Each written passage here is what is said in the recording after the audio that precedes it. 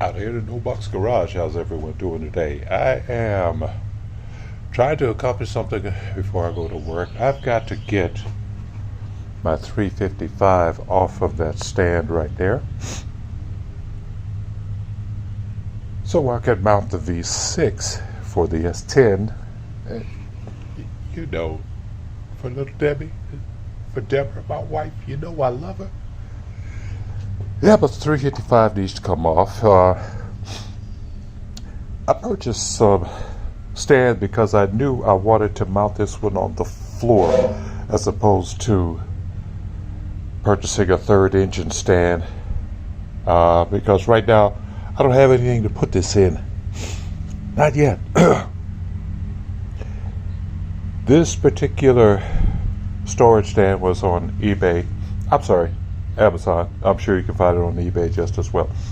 And it was $64. Now, there's one thing that's missing on it. I initially thought I was just going to leave this stand, leave the engine and the stand resting on the floor so I could put another tool over the top of it. However, like everything else out here in the garage, because of its size, I basically have everything on wheels. So, in keeping with the theme of this garage, saving money, I took some measurements and went to my local Harbor Freight store and bought one of the large size dollies. Now the measurements, once this is mounted on a small block Chevrolet engine, which is what this one is designed for, it is 20 inches from the outside leg there to the outside leg on the other side, as you can see right there. And the Harbor Freight dolly, let me go back to another dimension. The rudder, 22 inches in length.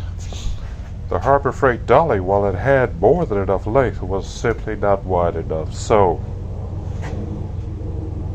not being one to shirk from modifying something, I took some spare wood that I had laid around, screwed it into the dolly,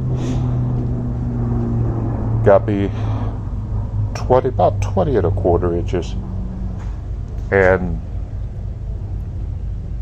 took some channel steel and cut 4 pieces, because my idea and concept is to simply rest the engine right there on the dolly so that these pieces, the perforated steel pieces, will simply hold it in place. That'll prevent the engine from sliding around when I have to move it out of my way. So,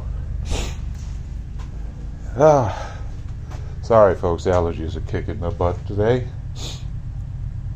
So, went ahead and unbolted the engine from the stand, and going to move the stand out of the way for right now and get the homemade dolly,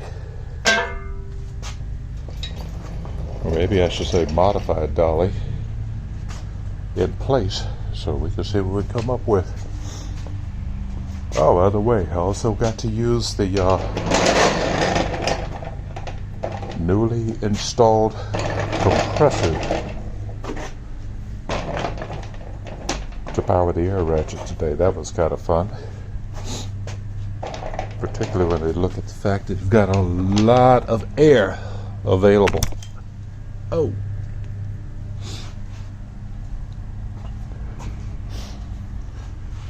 trying to do all of this one-handed and everything.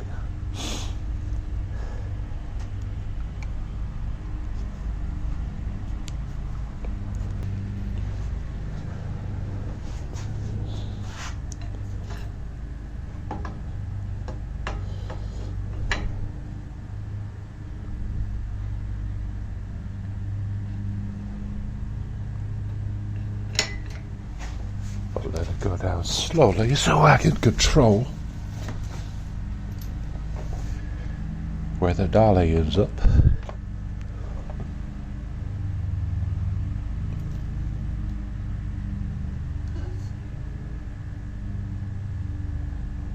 Now, Willie, why did you buy the wheels for this dolly? They're readily available too. They sure are. The wheels for this great stand, and I'm not knocking it, the wheels were as much as the dolly, as the stand itself. $60-something, about $62, $64 for the wheel set to go with this. However, the Harbor Freight deal, well, being a frequent shopper, I have dollars off. Caught the large furniture dolly on sale. There it is, fully resting in this new place. I caught the dolly on sale with the Harbor Freight books that I have off, and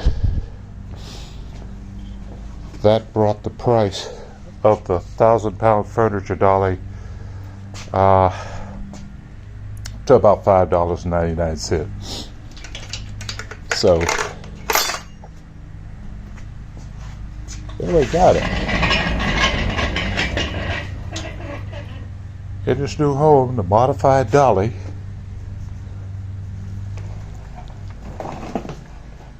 with the 355 resting on.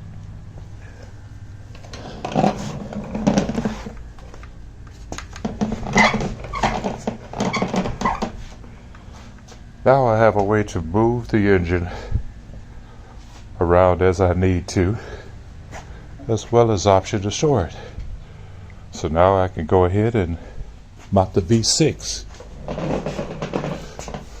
onto, ta-da, I like it.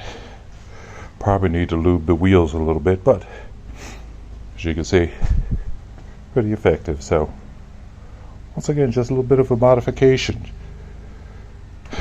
and adaptation without having to spend an extra $64 for the wheel kit. Maybe something you could use too.